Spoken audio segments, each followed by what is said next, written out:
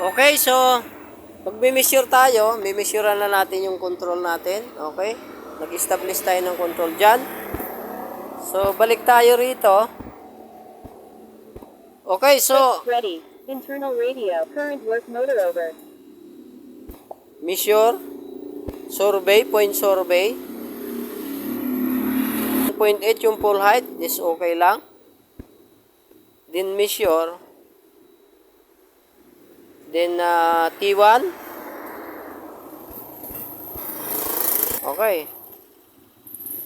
So, proceed tayo sa isa. So, proceed kami sa second point. Yan.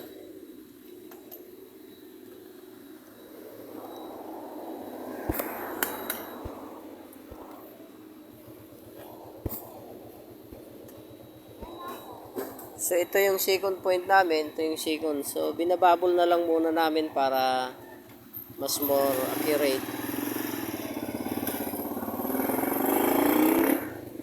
Okay, so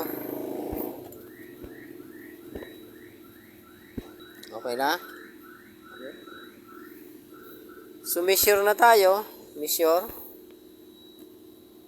So, station 2 na lang ilagay natin. Okay. Then, another point. Proceed ulit kami sa another point. Sige, saan pa yung dalawang points natin? Okay, so, and so on engineer, kung lalagay ka ng control, nagsa-side shot ka, detailed survey, topo, so ganon, collect ka lang ng data, then, okay, so nilalagay lang namin, binababo lang para, okay, so, ngayon, yan yung pangatlong points namin, mimeasurean lang natin, measure, then okay. So, ang data natin, engineer, dito na punta. So, nakatatlong ano na tayo. Okay, nakatatlong points na. So, now, proceed kami sa another point. So, lilipat uli kami. Sige, lipat tayo. So, and so on, kung halimbawa, nagko-control ka o kaya nag-establish ka ng control, detailed survey ka, site shot, topo, okay? So, and so on. So, ganun lang yon ang pag gagather ng data. So, nilalagay na lang namin siya sa pole, tripod for pole. Kasi tatlo ang paa nito eh. Ayan o. 1, 2, 3. So, tatlo yung paa. Okay? So, now, yan yung pang-apat na pa natin. So, kung papansinin nyo, engineer, nandito kami sa, ayun o. Okay, so nandito kami sa ilalim ng makapal na puno ng talisay. Okay, so now, so fix siya, okay? So measure lang tayo, then, okay.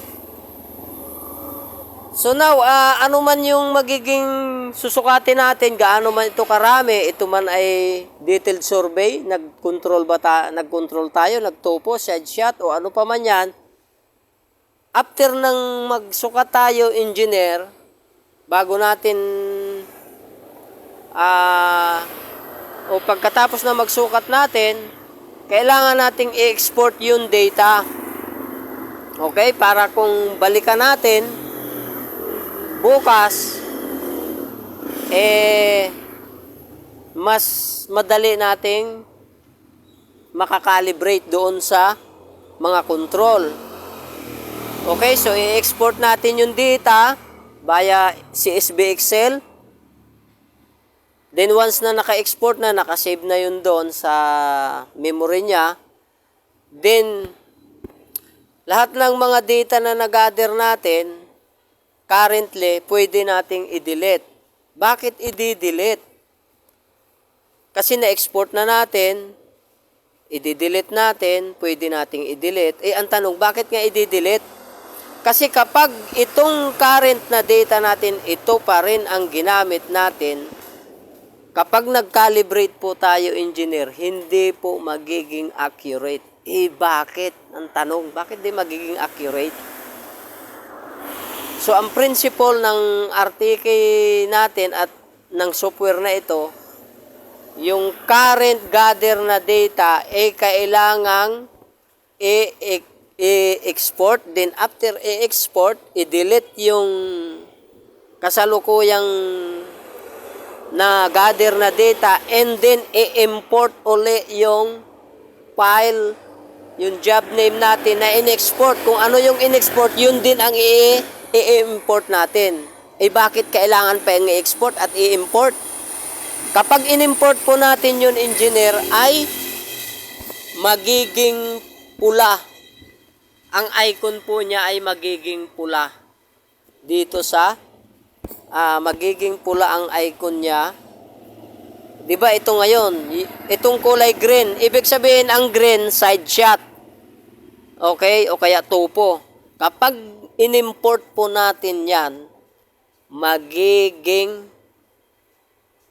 pula o pula or orange o something ganun. So yun, magiging as is where is, hindi po mababago yun.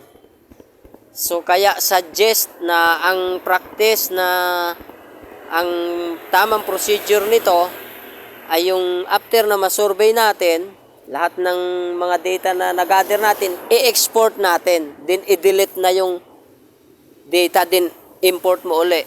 So always ganon.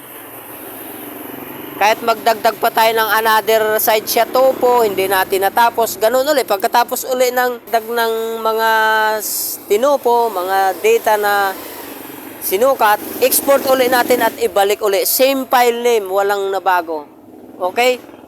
Paano yon? Mamaya sa susunod na video. Okay? So, yung video na muna ito ay hanggang dito lang muna dahil siyempre, sobrang haba yun kapag ituloy-tuloy natin. So now, hanggang dito lang muna to.